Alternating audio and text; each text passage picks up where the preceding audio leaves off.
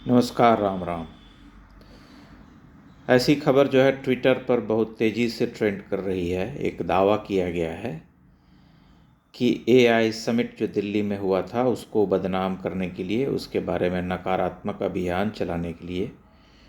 Youth Congress media relations जो है उसने बहुत सारे मझोले कद के जो रील बनाने वाले इन्फ्लुएंसर्स हैं उनको ये प्रस्ताव दिया कि आप इस समिट के बारे में नकारात्मक बातें फैलाइए, आपको पर रील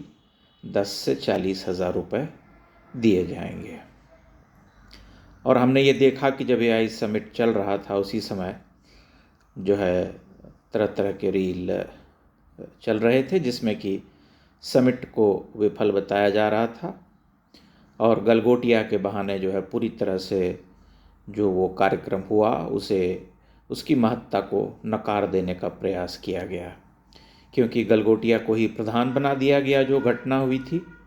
एक चीनी रोबो उसने बना करके वहाँ पर ला करके दिखला दिया था, जिसके बाद पूरा एआई समिट जो है इस बात पर केंद्रित कर दिया गया कि भाई यही इसका सार है, यही इसका महत्व है। जबकि उसी एआई समिट में बहुत बड़े बड़े लोग आए थे, हम सब ने देखा, बड़े बड़े उद्योगपतियों से लेकर के बड़े बड़े एंटरप्रेन्योर, एआई एक्सपर्ट्स और हज़ारों लाखों करोड़ के निवेश जो हैं भारत में किए जाने की बात स्पष्ट हो गई। जो है ये बात हम सभी जान चुके हैं। और अंत में जब समिट जो है समापन की ओर बढ़ रहा था तब जो है वहाँ जा कर के अपने शर्ट और कमीज़ और टी शर्ट उतार करके कांग्रेस के कार्यकर्ता जो है प्रदर्शन कर रहे थे, जिसके बाद वहाँ जो उपस्थित लोग थे जो समिट में आए थे उन्होंने उन्हें मार करके भगाया था। तो ये बात जो है सामने आ गई है, इसके दावे किए जा रहे हैं। और बड़ी महत्वपूर्ण बात ये भी है कि कांग्रेस पार्टी ने इसका कोई खंडन नहीं किया है अब तक। अगर खंडन कर भी देती है पार्टी तो इन आरोपों को खारिज कर देना इतना आसान नहीं होगा, क्योंकि जिस तरह से लोगों ने उसे दुष्प्रचारित करने का प्रयास किया उससे ये मंशा जो है जाहिर हो जाती है कि उनके ध्यान में यही था कि भारत को बदनाम किया जाए वैश्विक स्तर पर, और देश में भी लोगों के मन में ये बात बिठा दी जाए कि ये फालतू का समिट था जिसमें भोकाल काटा गया, पैसे खर्च किए गए, लेकिन उसका कुछ नहीं, उसका सार था और उससे कुछ नहीं मिलने वाला है, क्योंकि भारत जो है एआई टेक्नोलॉजी में फुद्दू है और उसके पास लेने देने को यही गलगोटिया यूनिवर्सिटी है और उसके द्वारा नकल की गई एक चीनी रोबो है। तब इस तरह के दुष्प्रचार की बात सामने आने से यह संशय भी गहरा हो जाता है कि हर वो दुष्प्रचार जो कि अभी सरकार के बारे में किया जा रहा है, क्या उन सब के पीछे इस तरह की कोई मंशा नहीं रही होगी या कोई इस तरह की भावना नहीं रही होगी कि किसी न किसी तरह से बीजेपी के जो वोटर्स हैं उनको बांट दिया जाए, उन्हें आपस में लड़ा दिया जाए। हम सभी जानते हैं कि यूजीसी वाले प्रकरण पर लंबे समय से शोर शराबा हो रहा है। सोशल मीडिया पर लोग एक दूसरे से भिड़ रहे हैं, लड़ रहे हैं, गाली गलौज कर रहे हैं। जबकि यह भी एक सत्य है कि यूजीसी का जो मामला है वो फ़िलहाल अभी कोर्ट ने उस पर अंतरिम रोक लगा दी है। मार्च में जो है उसकी सुनवाई होने वाली है और उसके बारे में एक भ्रम जो है फैला दिया गया है कि सरकार ने उसके बारे में कुछ नहीं कहा, कोई बयान नहीं दिया, कोई स्पष्टीकरण नहीं दिया। इसलिए ये सरकार जो है कथित तौर पर उच्च जातियों के विरोध में खड़ी है, उन्हें से बांट देना चाहती है, उनका शोषण करवाना चाहती है। ये जो है एक धड़ा लगातार कह रहा है। बहुत सारे लोग निरंतर लेखन कर रहे हैं, वीडियो बना रहे हैं और इस प्रचार तंत्र को मजबूत कर रहे हैं कि भाजपा जो है उच्च जातियों की विरोधी पार्टी है और उसके केंद्र में केवल वही पिछड़े, दलित, आदिवासी और यही हैं। भांति भांति से इस बात को स्थापित करने की कोशिशें की गई हैं और निरंतर की जा रही हैं। अभी भी ये विवाद थमा नहीं है। बहुत तरह के कोण इसमें आप देख सकते हैं कि उत्तर प्रदेश में जो घटनाएं हुई माघ मेला में और उसके बाद से जो चल रहा है, कभी योगी बनाम अभी मुक्तेश्वरानंद जी कभी ब्राह्मण बनाम राजपूत, कभी ये बनाम वो, कभी ये बनाम ये पूरा का पूरा जो खेल है उसे हम अलग करके नहीं देख सकते, क्योंकि हर एक घटना एक दूसरे से जुड़ी हुई प्रतीत होती है। और ऐसा लगता है कि जैसे पूरा एक चक्रव्यूह रच करके सरकार को घेरने का काम किया गया है ताकि उसका छवि भंजन हो सके। हम ये भी जानते हैं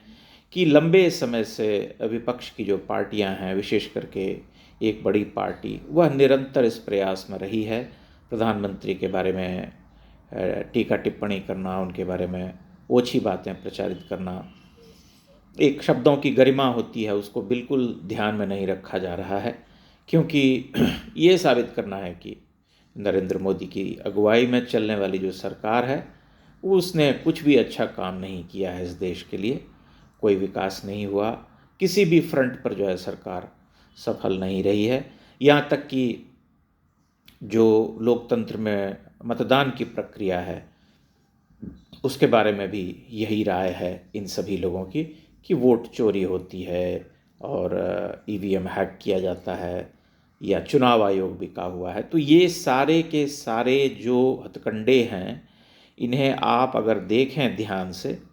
तो ये बात स्पष्ट हो जाती है कि एक प्रचार तंत्र निरंतर इस प्रक्रिया में लगा हुआ है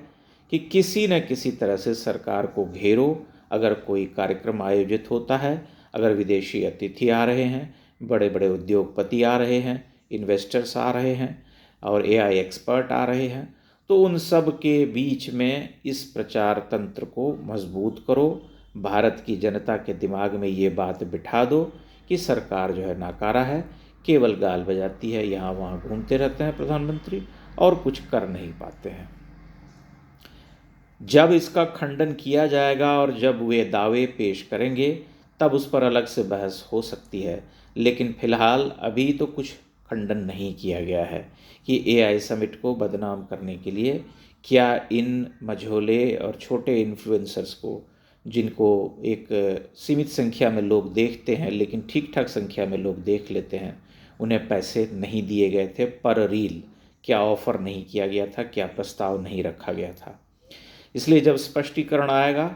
तब उस पर अलग से बात होगी, लेकिन जब स्पष्टीकरण आ भी जाएगा तब भी इस आरोप से मुक्ति संभव नहीं है, क्योंकि जो ट्रेंड कर रहा था, जिस तरह की प्रवृत्ति हमने देखी, जिस तरह से लगातार युवा इन्फ्लुएंसर्स जो कि इस पटल पर हैं, जो काम करते हैं, वे सब निरंतर प्रचारित कर रहे थे, मखौल उड़ा रहे थे, उपहास कर रहे थे कि एआई समिट जो है एक दिखावा है, फिजूल है, मतलब वहाँ कुछ भी कंक्रीट नहीं हुआ है। और भारत तकनीक के क्षेत्र में, आधुनिक एआई के क्षेत्र में एक पिछड़ा हुआ देश है, जिससे उससे कुछ प्राप्त होने वाला नहीं है, क्योंकि गलगोटिया वाला प्रकरण जो है, जैसा मैंने पहले कहा, कि उसे आगे कर दिया गया। इस पर ध्यान से मंथन करने की आवश्यकता है और खुले मन से सोचने विचारने की आवश्यकता है, क्योंकि अभी भारत में एक बड़ा समाज जो है